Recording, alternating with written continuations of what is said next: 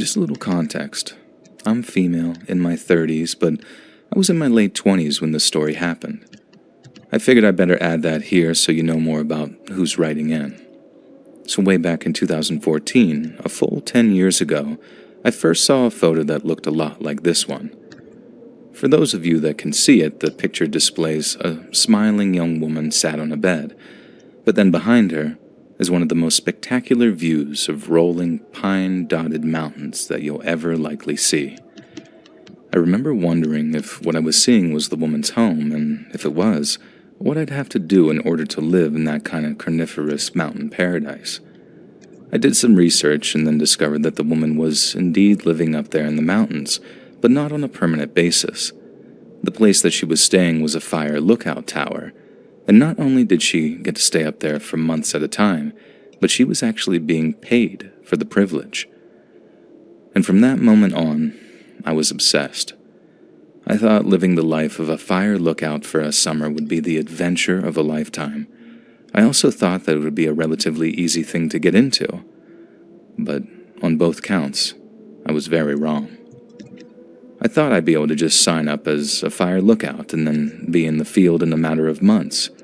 But for each vacancy that gets posted, which is around 40 to 50 a year, the Forest Service gets literally tens of thousands of applicants. You also have to make your application months in advance in order to make the deadline, purely because the sheer volume of applications the Forest Service has to work through. That first year I applied, back in 2014, I was way underqualified and was rejected within days. I then went away, did some volunteer work since that's all I could get fresh out of high school, and built up my resume until it was somewhat respectable. Then, come 2015, I applied again, but after a few weeks of hoping and praying, I got the news that I'd been rejected again. It sucked twice as hard as the first rejection because I'd actually put a ton of work into making myself worthy of hiring. But apparently, after a year of on and off again work in community gardens and even a brief stint at the National Arboretum, I was apparently still one of the least qualified candidates. It took 2 more years of applying, but when I applied for the 2018 season, just before the 2017 holidays, I was so jaded that I even made alternative plans for my summer, also that the fire lookout rejection would be like water off a duck's back in my mind. But then, and I find this really ironic, the only time I actually planned not to be accepted was the year that I finally was. And the reason I'm writing all of this is because I want to give you an idea of just how long I've been waiting to be accepted as a fire lookout. It was like a dream come true, and I hadn't just waited for it, I'd worked hard for it too. I was also like a completely different person to the one that had first applied back in 2014. I was older, wiser, more experienced, and much more capable of looking after myself. But I still wanted the same thing. I firmly believed with all of my heart that 3 summer months living out in the wilderness would be emotionally and spiritually fulfilling in ways I could barely even calculate. And it would have been, if not for one person. When the email informing me of my assigned lookout arrived, my parents and I joked that it was very aptly named. I'd waited 4 years for my prized placement, so when I found out that I was being sent to Gold Mountain over in Washington State, we all thought that that was just precious. The lookout on Gold Mountain also happened to be the tallest live-in tower in the whole state, so you can imagine why I felt both extremely excited and supremely blessed. The fire lookout postings on Gold Mountain ran for what's called a season, which is roughly 3 months. You arrive in late June, stay all the way through August and September, then depart in early October once regular rains return. I caught a red-eye from Portland to Spokane, landed in the early morning, and then drove 170 miles out to Gold Mountain with my 14-week truck rental. I thought it'd be a hell of a task to find the place, but not only was it surprisingly easy to locate, it had its very own access road in Gold Mountain Lookout Drive. I arrived mid-morning, met with one of the Colville Forest Rangers, and then, after going over a few final details, he handed me the keys. Before he left, and with this big, warm smile on his face, he asked me if I was having any second thoughts. He said he always gave volunteer lookouts one last chance to back out before they committed themselves to a season. He was smiling because, I think that he could see how excited and eager I was, and he knew that there was no way in hell that I was about to back out now that I was finally living my dream. He laughed when I told him as much, and after handing over the keys, he got into his truck and drove off. And I was elated. So much so that I actually danced a little jig as I went to retrieve my stuff. The only two downsides would be, 1, having to use a nearby creek to wash myself, and 2, having to walk all the way down to the bottom of the tower to use the chemical toilet. I also wouldn't be completely isolated, which was kind of a pro and a con at the same time. A ranger would stop by every few weeks to replace the chemical bin on the porta potty that I had, as well as to generally check in on me and make sure that I hadn't gone AWOL. But this would also give me a brief window to head over to the Inchelium community store to pick up additional groceries and supplies. Aside from that, I was very isolated from the rest of the world, with the nearest patch of civilization being almost 15 miles away to the southwest. That's actually exactly what I've been hoping for. But as the old saying goes, be careful what you wish for, because you might just get it. So as I mentioned earlier, I had to walk down to a nearby creek if I wanted to get washed properly and all that. And at first, I was quite apprehensive about the prospect of getting half naked in the middle of the woods, and the first few times, I walked down in a bathing suit under my towel. But then, when I actually saw the deeper part of the creek, all my fears were quite literally washed away. Although the water only came up to my shins, the stones and sand on the bottom of the creek were smooth enough to walk on in my bare feet, and the water moved fast enough to ensure that I wouldn't be washing in any dirty or stagnant water. I'd walk down, covered in a towel, flip-flops on my feet, carrying whatever underwear I wanted to wash while I was there. One hand would be securely holding the towel while the other would be holding my little bag of toiletries, as well as the most important item of all, my bright orange can of bear mace. This is another point I feel like I should address while I'm on this topic. While I'm aware that many volunteer fire lookouts prefer to have a firearm with them while on lookout, I personally chose not to have one with me. I know that might sound crazy to some people, what with there being bears and cougars roaming the woods out there, but I honestly thought that between the bear mace and the taser that I kept up in the tower, I'd be able to defend myself against just about anything. And I was right too, so I guess I was vindicated on that point, but it was very frightening to have put that to the test. Now anyway, I'm 3 weeks into a 13-week stay, but I'm already getting very comfortable living the life of a fire lookout. Then one day, I'm walking down the spiral track that leads down from the lookout tower, whistling a little tune and looking forward to getting clean again. But then, as I walk into the woods and get about 100 meters from the deeper waters and little waterfalls I use to wash, I suddenly see someone crouching on the opposite side of the creek. I immediately slowed my walking speed, contemplating whether I should just head back to the tower before returning later. Then, once I got a better look at the guy, I decided he looked harmless. He was dressed like a typical hiker, but then despite having the body of a defensive lineman, the guy could have been the twin brother of the kid who played Mick Lovin in that Superbad movie.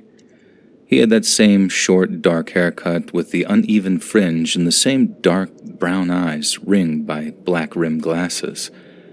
The only distinguishable difference was this guy was yoked. I was aware that the odd hiker passed through the area, so after getting a read on him, I decided on a course of action. I didn't want to walk all the way back to the tower without at least washing my face and hands, so I decided to keep the social awkwardness to a minimum, say hi as I approached the creek, and just hope the guy was relatively normal. If not, well, I had my bear mace.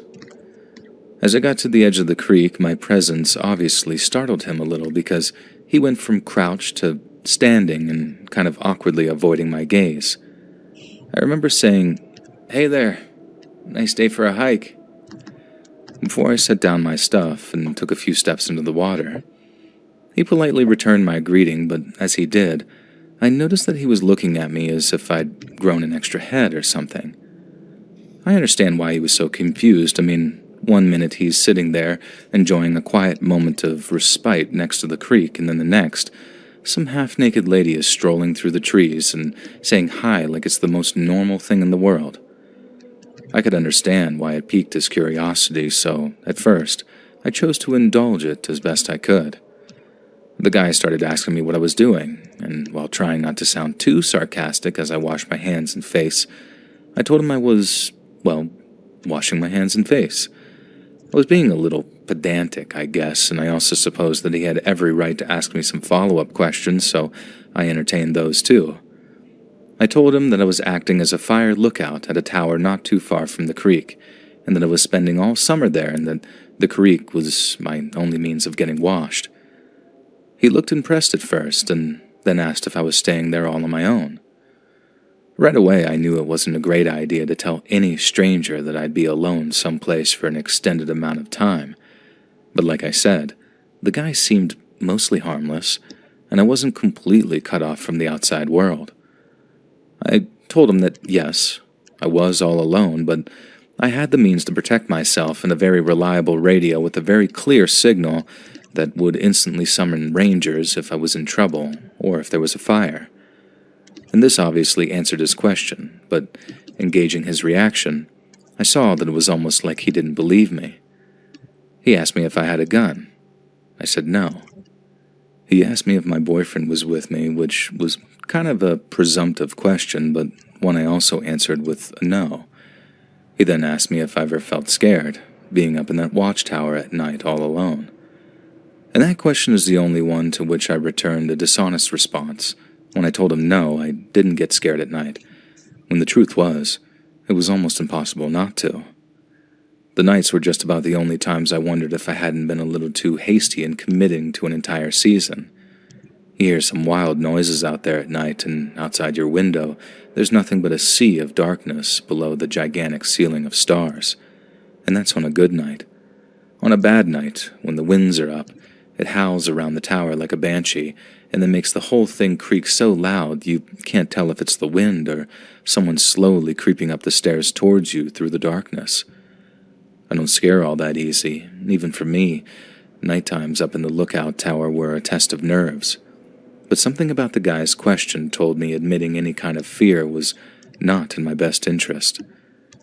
I recall how he just kind of stood there for a moment, with this incredulous look on his face, probably believing me by that point, but just thinking I was crazy.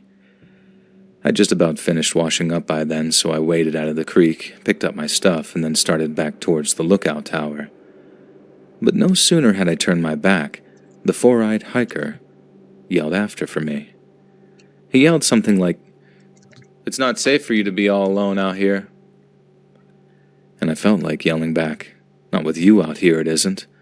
But I thought it was probably best not to antagonize him.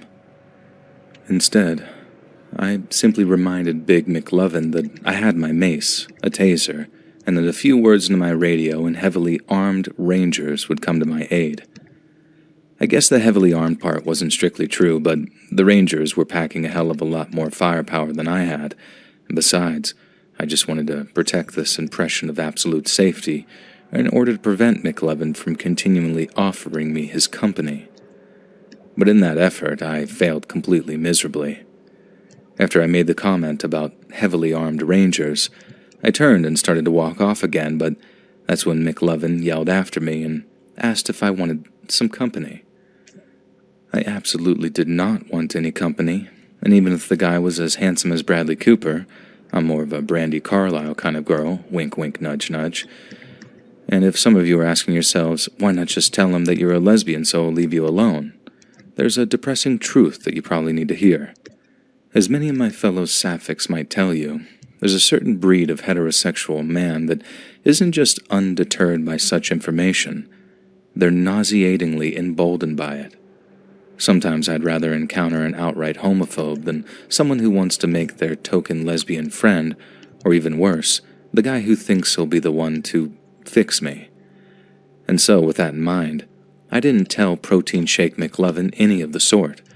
Instead, I answered his question with a question, and asked him his name. My response threw him off a little bit, but after a momentary pause, he told me his name was Trent. I told Trent my own in return, which is Abby, and then tried to make it abundantly clear that I was perfectly safe and that I didn't need any company. And then after wishing him farewell, I walked back to the lookout. As far as I know, Trent watched me walk off until I was out of sight, by which point I was heavily regretting having told him where I was staying. The most tiresome thing was how Trent seemed to want to protect me out of some undated sense of chivalry. I'd almost rather that he was an out-and-out perv so I could just have an excuse to bear mace him. I walked off hoping that I wouldn't run into him again, but then also having this comforting feeling that I wouldn't. He didn't seem like the type to come back and do anything that constituted harassment. And I think maybe 3 weeks went by, so long that I'd actually forgotten about my little encounter with Trent. And then one day, I walked down the hill to take a creek shower, and when I got to the water, there he was. Trent was sitting on a flattish rock just a few feet from the water's edge, and when he saw me coming, he started to smile. I was in the same getup as the first time I ran into him, so just a towel, but with my bathing suit underneath, my flip-flops, and then my bag and bear mace in the same grip. I kind of just wanted to wave the bear mace in his direction as if to say, leave me alone, but again, I thought it was better not to antagonize him. I greeted him again, but purely out of politeness. I didn't want to talk. He was ruining my washing time, and since I knew that he was only there to try and engineer a second encounter with yours truly, I really didn't appreciate his presence. Trent returned my greeting and then attempted to make small talk with me in a way that seemed a little over-familiar. I did my best to remain polite, told him that I was doing fine and that no, I hadn't spotted any fires yet. We kept going back and forth like that as I washed myself as best I could, and then eventually the subject of me requiring his company came up again. It started with Trent bringing up how dangerous it was for someone to be living out in the woods all alone, and how he thought that I was very brave for volunteering myself for it. I reminded him that it wasn't all that dangerous if you kept yourself out of harm's way, but that just allowed him to segue into talking about how I'd be safer with someone there to watch my back. As I once again explained why I didn't need his protection, I could see Trent growing more and more frustrated, and the weirdest thing was, I don't think it was entirely down to not getting his way. He seemed genuinely unable to comprehend where I was coming from. Then, when I got to the part about me feeling safer out there on Gold Mountain than I did in a major city, he just kind of snapped. He started off with some impassioned speech about how I was being naive and idealistic, and how out in the wilderness, those attributes could get you killed. For the second time, I told him that I appreciated his concern, but that it was entirely unwarranted. Then, when he couldn't seem to shut himself up, I did a little snapping of my own. I told Trent that, in all honesty, the only person making me feel unsafe or uncomfortable was him. I'd been out there for weeks, and he was the only person who had made any creepy, unwanted advances on me. So, if he truly wanted me to feel safer, he should just leave me the hell alone. It felt great to say that in the moment, but my attention had been to rain on his parade, not pour gasoline on a bonfire. He ceased the kind but patronizing approach and went straight to the insults. He asked me if I was stupid, or if this was just my first time camping and I didn't know any better. Because anyone with experience knew that the woods have 1,000 different ways to kill you, and that someone as ignorant as me wouldn't last another week without someone like him around to protect them. That right there, that's what made me so angry. It wasn't him assuming that I couldn't defend myself. It was him calling me stupid or naive or idealistic. It was the sheer manipulative arrogance of trying to scare me into accepting his company. I waded out of the creek in a rage, picked up my stuff, and then held up the big orange can of bear mace that I had with me. I told him his gross, manipulative ass could just F himself, and that if I saw him down by the creek again, I'd report him to the ranger teams for harassment. I also made it clear that the rangers did indeed have the power to arrest him, and that it wouldn't just be some Smokey Bear-looking dude asking him politely to move on. That was also the best of all possible outcomes for him, too, because if he stepped within 10 feet of me, then I'd spray him with so much bear mace that he'd go blind. And, at that, I turned around and started walking back up to the lookout tower just as I'd done a few weeks before. Trent started yelling after me, and I'll never, ever forget how he said that it was, and I quote, just like a woman to spit in the face of someone trying to help her. Even though what Trent yelled after me was truly disgusting, I'm not going to start throwing around arbitrary labels like incel or misogynist. But what I will say is that I definitely think that there was something kind of Asperger-y about Trent. And I say that because of the way that he got all mad when he couldn't seem to understand my thinking. I don't think Trent was acting the way that he was to deliberately frighten or even troll me. I don't think he was operating on that level of psychopathy. Instead, I think his ability to understand my attitude morphed into frustration and then legitimate contempt for me.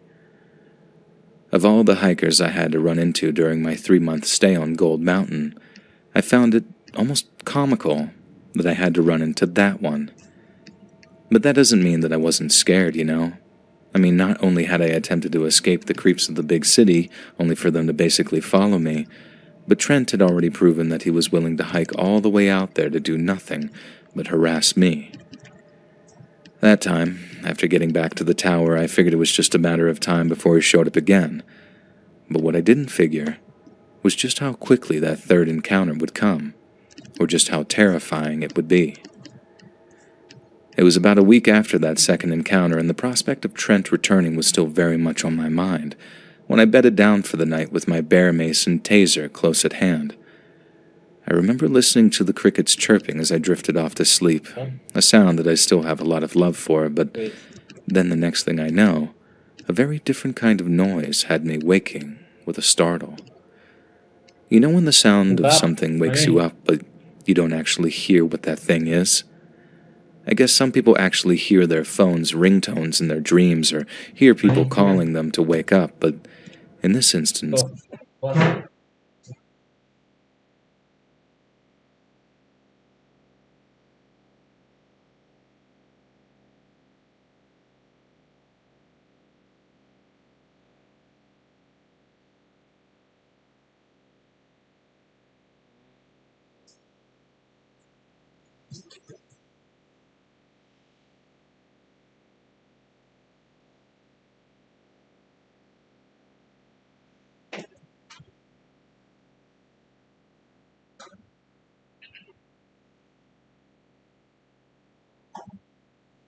Let's go outside. Sit. Sit.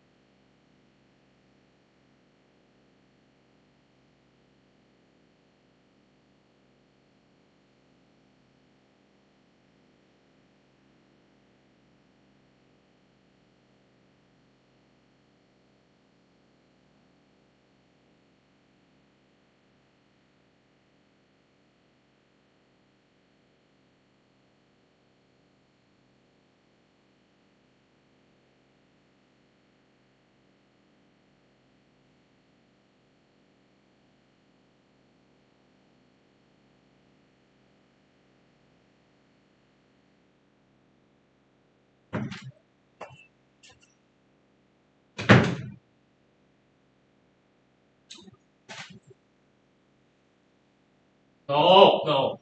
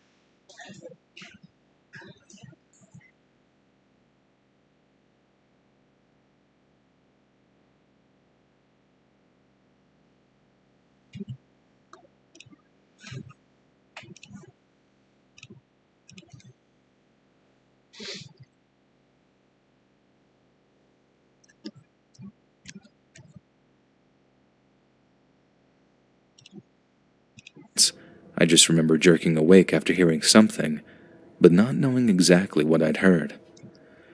I waited a second or two, wondering if it had been a coyote howling nearby that had woken me up, and if I was about to hear some follow-up screech when I heard what could arguably have been the worst sound possible in that moment.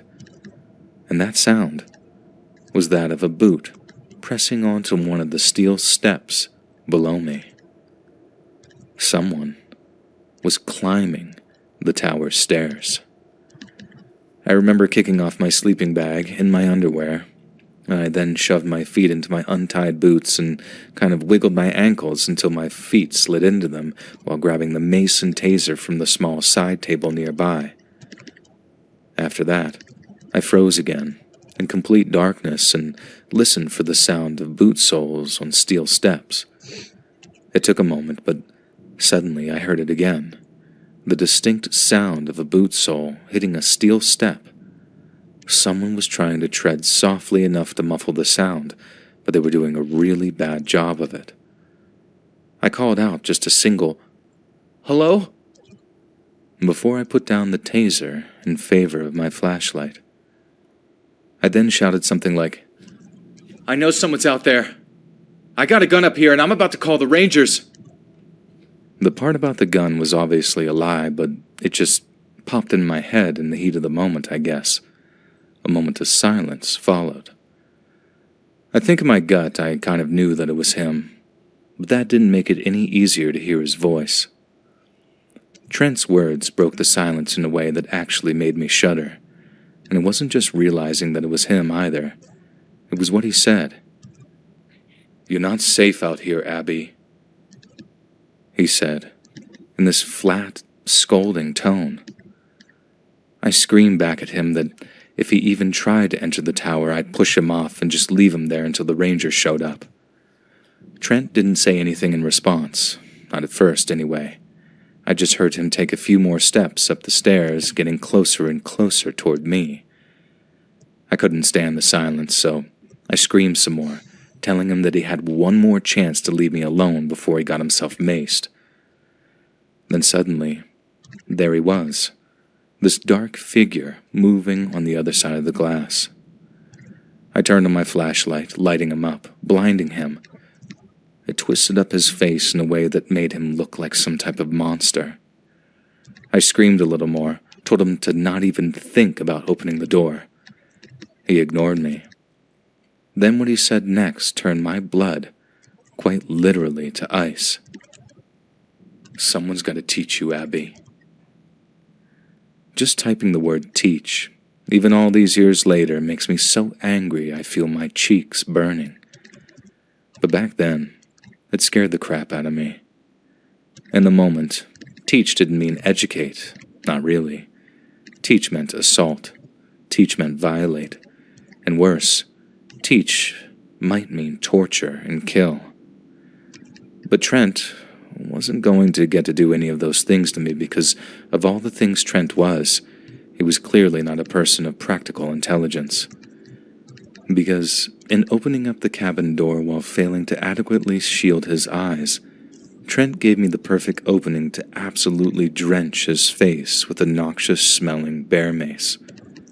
And I really let him have it. The moment I got a clear shot, I sent a prolonged spray of this highly caustic liquid directly into his face, and his reaction was instantaneous. He winced. He rubbed his eyes. But Trent did not retreat from the cabin. Instead, he responded by blindly lunging forward while grasping wildly for me. It was terrifying, but also shockingly easy to simply step aside and just dodge that attempt. However, the cabin was also extremely small, meaning he was just a second or two away from changing direction and potentially pinning me into a corner. Thankfully, my taser was literally right there beside me, and so the next time Trent lunged wildly in the direction he thought I was, I stepped out of the way again, then began dry stunning him before he had a chance to find his feet again. It might sound a little sadistic of me, but hearing Trent scream might be the single most satisfying sound I had ever heard.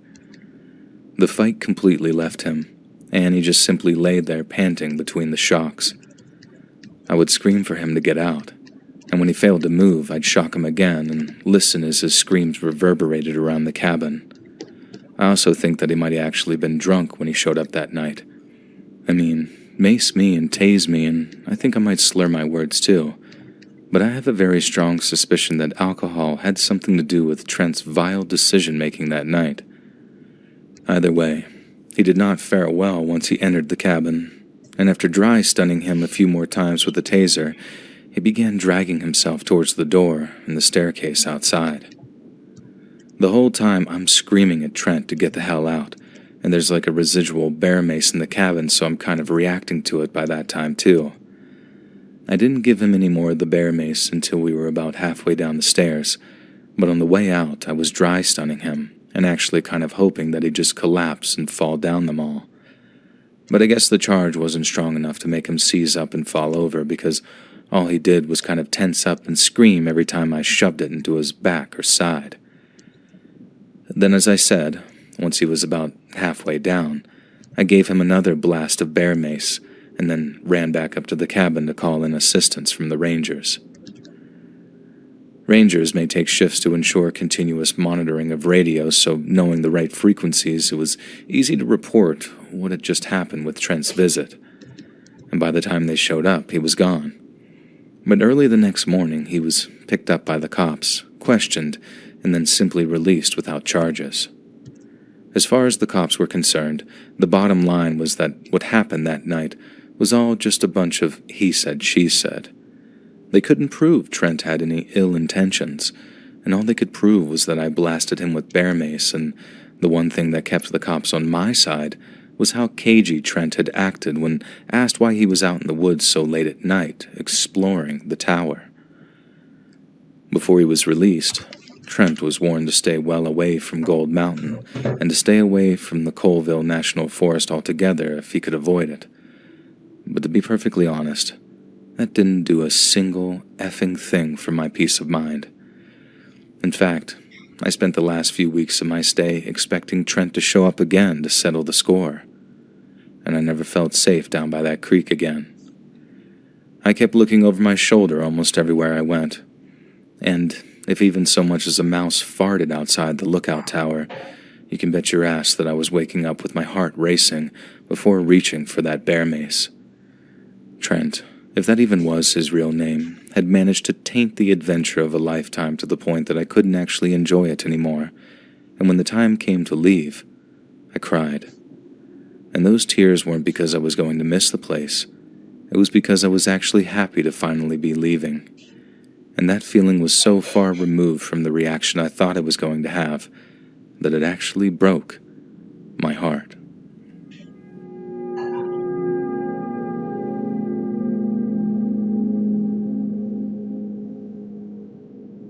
What I'm about to tell you is something I still go to therapy over. It happened back during the summer of 2008. I started going to therapy around the start of 2009, and I've been going ever since.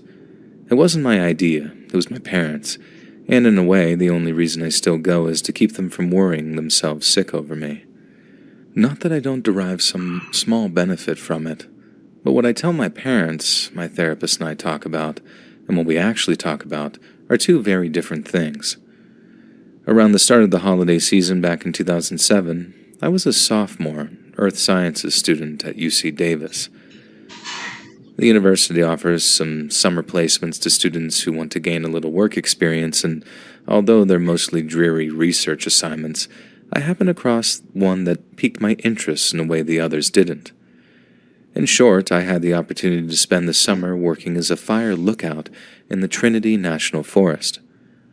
It was a 3-month-long placement, but I'd be paid for my time, and completing a piece of long-term field research would look very good on my resume.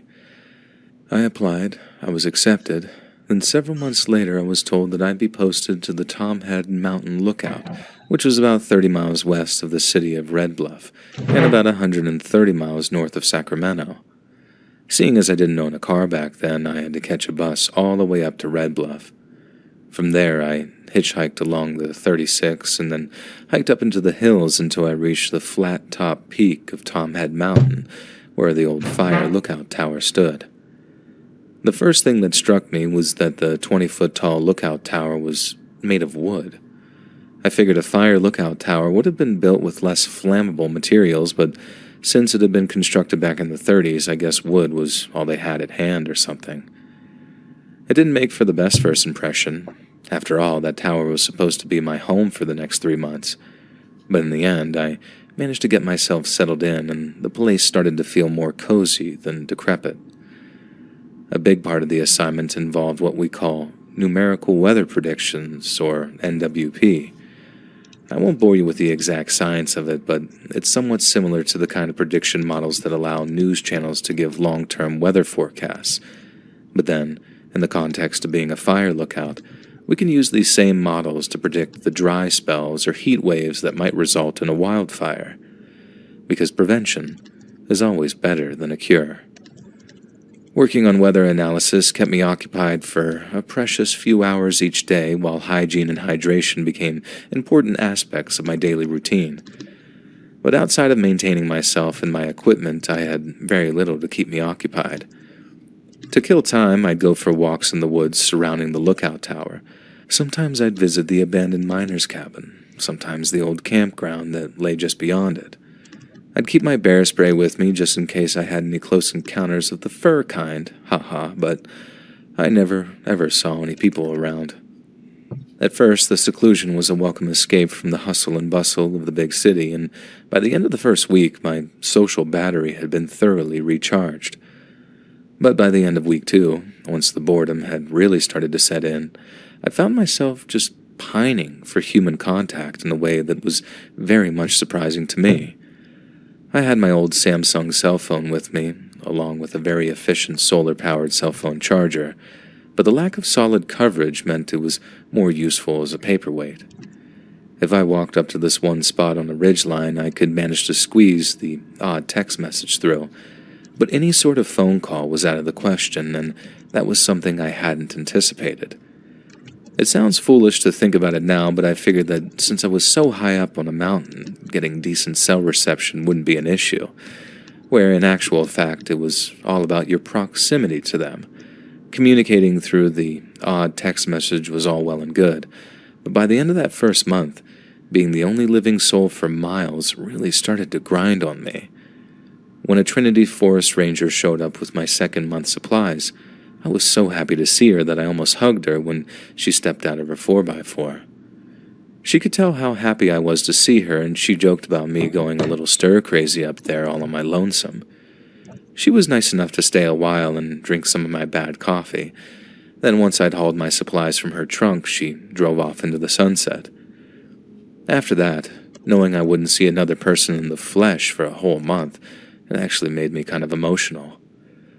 You don't realize what social animals we are until you really cut yourself off from other people. I once read that in prison, solitary confinement is one of the cruelest punishments at the guard's disposal, because being isolated from your fellow man can drive a person crazy in a frighteningly short amount of time. I'm not saying I started to go crazy up there, but for a while, it sure as hell felt like it. It started towards the end of my second month. I'd be out on one of my regular walks, and I'd see something move out of the corner of my eye. But then when I'd turn to look, nothing. There's a lot of wildlife out there in Trinity, so for the first half-dozen times it happened, I figured it was just a fox or a raccoon or something skittering away from me, frightened. But then, after a while, the shadows in the corners of my eyes started getting larger and clearer, until eventually they weren't just in my peripheries anymore. I'd see something moving in the trees up ahead of me, too big to be a bobcat or mountain lion, the wrong shape to be an elk or deer. I'd stop, look, listen, but nothing ever moved, nothing ever stirred, and by the time I started to call out hello into the empty woods ahead of me, I developed a genuine concern for my own psychological well-being. I tried a dozen different things to lessen the feelings of loneliness and isolation, and although talking to myself might make it sound like I'd lost my mind, I can assure you that it helped. Pouring my thoughts out onto this page helped too, as did singing my favorite songs, and after a day or two of accentuating the positives and eliminating the negative, I began to feel considerably better.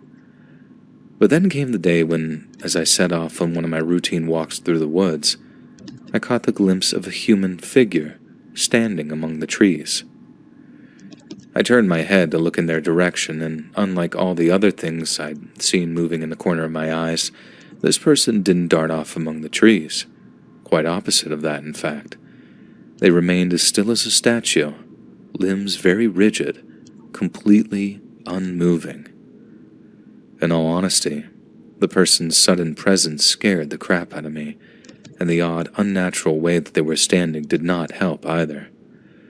But then, the more I stared at this mysterious figure, standing stationary among the trees, the more I realized that it wasn't a person at all.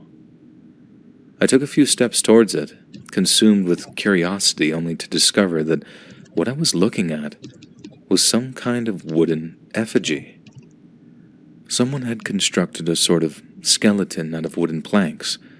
Then, after attaching what looked to be chicken wires and skull and a rib cage, had stuffed the cavities with a variety of dead roots and leaf stuff. I remember being almost mesmerized by it, not because it exuded any kind of eldritch power or anything crazy like that, but because it was so exquisitely constructed. And I remained in this sort of blissful state of thoughtlessness until a rather alarming thought occurred within me. That effigy had been staked into the earth less than an entire football field away from that lookout tower, and it almost certainly hadn't been there the previous day. And that meant that someone had walked all the way up Tom Head Mountain in the middle of the night after putting a ton of work into their eco-conscious art installation, only to stake it just meters away from where I was laying my head each night. I could think of a dozen innocent reasons why someone might do such a thing, but still, there was something about the thing's presence that just didn't sit right with me. This probably sounds incredibly juvenile to some, but as I stood there, face to wooden face with the mysterious effigy, I was suddenly filled with the overwhelming urge to knock it over. I didn't like the idea of going about my business and having this twig man just standing there looking all creepy like he was. It's never something I do now, but I obviously can't speak for the much younger, college-age me, who raised a hand, reached out, and prepared to knock the thing off its little stubby feet. But I also remember this feeling of intense hesitation as I reached out to touch it, how it almost felt like I was desecrating some sacred sculpture. The sensation halted me in 1 second, but in the next, it felt like a challenge. And then, with one heavy stone, I sent this effigy falling back into the dirt with a little dry thrush.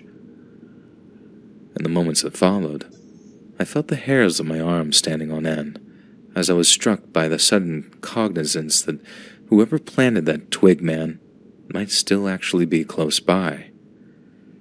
I looked around, then over both shoulders, making sure the coast was clear. I don't believe in any kind of sixth sense, but if there ever was a time in my life where I felt like I was being watched, it was then. I decided not to finish my walk that day, and I headed back to the tower to make sure that I had that second can of bear mace handy. I wouldn't say that I was scared, more apprehensive of what that effigy's sudden presence might actually mean. I later considered the possibility that some renegade artist with a little penchant for hiking might have mocked that thing up on the fly. At first, I had this irrational image in my head of some unhinged redneck hauling the completed effigy up to the mountain like a character from an unwritten Thomas Harris novel. But the alternative, that it was a spur-of-the-moment creative thing, was a considerably less unnerving explanation. No one had put that thing there to spook me. They probably didn't even know that I was in the area to begin with, and the more I thought on that, the more I felt strangely guilty for having shoved it over. The next morning, I decided to head out on one of my morning routines, and while I was at it, I'd stake that twig man back into the earth and just leave him upright, just as I'd found him. I completed that morning routine and jotted down a few early morning weather observations, and then set off in the direction of Tom Head Springs with some soap and a washcloth. When I reached the spot where the twig man had been lying in the dirt, I was startled to find him standing upright again. Someone had returned, possibly in the middle of the night, and had returned that twig man to his vertical position. Again, I wasn't outright frightened by this, just more unnerved. I also figured that if it was me who made the twig man, this silent companion I could go visit on hikes every so often, I'd also be kind of bummed if some jerk-off came along and just pushed him over. Besides, if he was someone else's silent but stoic companion, maybe he could be mine too. I gave myself a scrub down at the springs, made my way back to the lookout, passing the twig man as I went, and then spent the rest of the day making weather observations and reading the books that I had brought with me. Then, once the sun went down and my very early bedtime approached, I climbed into my sleeping bag and then attempted to catch some shut-eye. I think I might have just been on the cusp of drifting off when a deeply alarming scent began to drift into my nostrils. It was the smell of smoke. I leapt out of my sleeping bag, threw on my shorts and boots, then was about to radio the ranger's office over in Redding when a flicker of flame in the woods below caught my eye. The fire was close, very close, and by the looks of things, it was still small enough for me to fight. I grabbed the tower's small fire extinguisher and rushed down the stairs, and then bolted towards the source of the fire. If I could put it out there and then, I'd not only save the state of California hundreds of thousands of dollars, but I'd also save acres upon acres worth of protected forest. And I ran as fast as my legs could carry me, and then when I saw what was burning, I experienced one of the strangest sensations of my entire life. It was the twig man. That's what was burning. And although I carried on hurtling towards it, I'd never seen anything so repellent in all my life. The desire to put the damn thing out and prevent a potentially massive forest fire, that thought alone kept on propelling me through the woods. But upon considering the dual questions of who set the twig man on fire to begin with, and why, that was the first moment of fear. After putting out the fire, I got to thinking of who or what might be to blame. I couldn't rule out vandalism as being the motivator, but even the most thoughtless of vandals would think twice before setting a wildfire in a national forest. I also couldn't rule out the possibility that the person who had set the twig man on fire was the same person who put him there in the first place. I doubted very much that someone who'd taken the time to create such a sculpture would also be willing to burn the entire forest down. The very nature of the twig man suggested its creator felt a reverence for nature, not a contempt for it. But in turn, that raised another question. What if Twig Man's creator set him on fire because they knew I'd come running to put him out? Since I was just a few days from my second and final resupply, the same ranger that had visited me the previous month decided to head up to the mountain a little early, both to drop off my supplies and check out what remained of the Twig Man. When she got there and I walked her out into the woods, there wasn't much left of him to look at, but the sight of him provoked a very familiar reaction from the ranger. She had all the same questions I did, but all that matters is that I dealt with the fire both quickly and professionally. In her words, I should have been very proud of myself. For the next few days, I felt perfectly content to be alone. It was like the fire and the praise I'd gotten for my decisive action had topped up my social gas tank, so to speak, satisfying that crucial third layer in Maslow's hierarchy of needs. When I went on my regular walks, I didn't see any shadows moving in the corners of my eyes. I wasn't overcome by that creeping feeling that I was being watched. I felt at peace both within and without. And that was the start of my third and final month up on the mountain. But towards the end of it, that same dread-inducing feeling that I was losing my mind returned with a vengeance. Having finished all of the books that I brought with me, and having grown sick of journaling my own depressingly repetitive stream of consciousness, I was even more plagued by tedium than ever. And on the surface, this seemed to lead to a drastic decline in my mental health. I started seeing things again, like people moving in the woods, and the encroaching sense of paranoia resulted in a handful of completely sleepless nights. The exhaustion I began to feel exacerbated every other symptom until at one stage, I started to wonder if I could complete the full 3-month term. I tried as best I could to power through, taking things a day and a night at a time, until finally, I had just 7 more nights to go.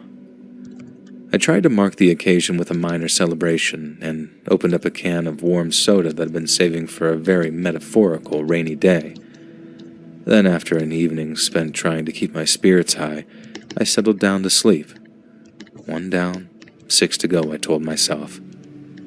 But I couldn't have been more wrong. Hours later, I think maybe around 1:30 or 2 in the morning, I opened my eyes and heard what sounded like something moving among the trees below my tower. It was a very heavy sound, like something large and bipedal was stomping through the underbrush, and seeing as that was a zoological impossibility, I decided to climb out of my sleeping bag and go take a look. Having picked up my flashlight on the way out, I aimed its beam down into the darkness below me, and in an instant, I saw them. To my horrified astonishment, I discovered that the tower I was in was surrounded by at least a dozen hooded figures. And beneath me, just out of sight at the base of the tower, was the source of the noise that I'd been hearing. As alarming as the encounter was, I didn't immediately understand the significance of the stranger's presence. There was always the possibility that they were simply a group of late-night hikers who happened across the tower and were merely curious. But when I called out to them and asked them to identify themselves, I didn't hear a word in reply. I took a few steps out and then headed down the stairs a little so I could see what was occurring at the base of the tower, which, if you remember, was only around 10 to 15 feet down. More hooded figures stood below me, and the sound that they were making came from the fact that they were staking large bales of twigs underneath the tower. It was kindling. They were going to set the tower on fire, with me inside of it. The first thing I thought to do was rush back into the cabin to report what was happening via my radio. While I was doing that, I threw on my clothes and boots, grabbed my flashlight and my survival knife, then walked out onto the balcony, just in time for the fire to start. I didn't waste a second. I ran along to where the stairs were, then went down 2 or 3 flights so that the fall wouldn't break my legs. I figured I'd have to jump, as whoever was surrounding the lookout would probably be expecting me to head down the stairs once they set the fire to it.